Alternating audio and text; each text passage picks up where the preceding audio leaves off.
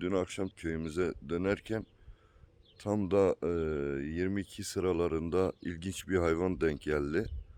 Önce fare zannettim. Durdum, kayıt altına aldım. Sonra yetkililere gönderdim. Bunun Arap tavşanı olduğunu söylediler. Nesli tükenmekte olan çok kıymetli bir türmüş. Dolayısıyla bizim köyün sınırları içerisinde kayıt altına aldığım için mutlu oldum.